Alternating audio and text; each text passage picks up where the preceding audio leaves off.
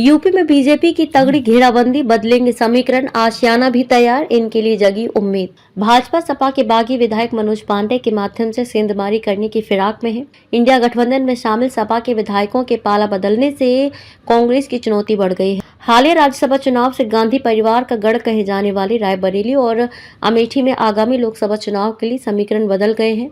भाजपा ने इन दोनों सीटों के लिए तगड़ी घेराबंदी शुरू कर दी है। फिलहाल अमेठी लोकसभा सीट भाजपा के पास ही है, लेकिन उसकी निगाहें रायबरेली सीट पर भी हैं। कांग्रेस की पूर्व अध्यक्ष सोनिया गांधी के चुनाव नहीं लड़ने के फैसले के बाद भाजपा इस सीट पर जीत को आसान मान रही है। यहां पर भाजपा सपा के बागी विधायक मनोज पांडे के माध्यम से सेंधमारी करने की फिराक में है। वहीं भाजपा ने अमेठी में सपा विधायक राकेश सिंह को अपने पाले में लाकर इस सीट पर अपने दावे को और मजबूत बना दिया है।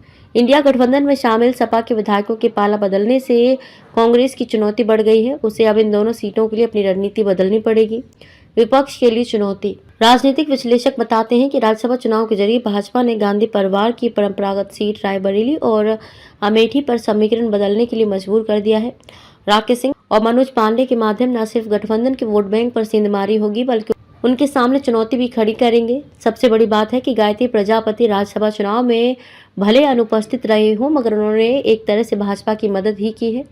ऐसे में कांग्रेस को अपनी रणनीति बदलनी पड़ेगी। अगर रायबरेली से प्रियंका गांधी और अमेठी से राहुल गांधी ना लड़े तो गठबंधन को उम्मीदवार तलाशने के लिए काफी मशक्कत करनी पड़ेगी। आशियाना भी तैयार।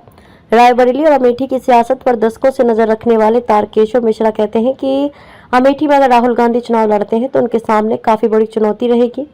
केंद्रीय मंत्री स्मृति ईरानी लगातार अपने क्षेत्र में बनी हुई हैं। वह छोटे बड़े कार्यक्रम में अपने क्षेत्र में रहती हैं। साथ ही उन्होंने वादे के मुताबिक अपना आशियाना भी तैयार कर लिया है। यहाँ से लोगों की समस्या सुनी जा रही है और इसका बड़ा संदेश है। अगर रायबरेली की बात करें तो मनोज पांडे के क्षेत्र के ब्राह्मणों में ठीक पकड़ है, इसलिए भाजपा ने एक तीर से कई निशाने साधे हैं। साल 2012 के विधानसभा चुनाव में वो पहली बार विधायक बने थे। इसके बाद 2017 और 2022 के चुनाव में भी उन्होंने बड़े अंतर से जीत हासिल की थी।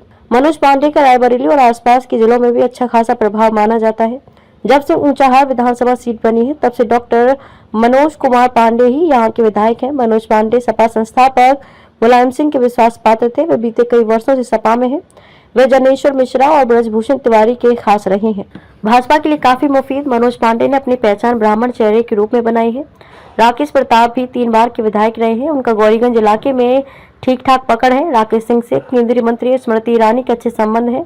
राज्यसभा में ये तीनों भाजपा के लिए काफी मुफीद हैं। भाजपा ने अमेठी और बरेली में मजबूत फील्डिंग लगा दी है। तारकेश्वर मिश्रा ने चुनाव आयोग के आंकड़े के हवाले से बताया कि रायबरेली में भाजपा ने अमेठी और बरेली में मजबूत फील्डिंग लगा दी है। तारकेश्वर मिश्रा ने चुनाव आयोग के आंकड़े के हवाले से बताया कि रायबरेली में करीब 11% ब्राह्मण और 9% ठाकुर हैं। अभी तक ये कांग्रेस को वोट करते थे। अब बदले हुए समीकरण में देखना है कि इनका क्या रुख रहता है। अमेठी में 11% क्षत्रिय और लगभग 18% ब्राह्मण है।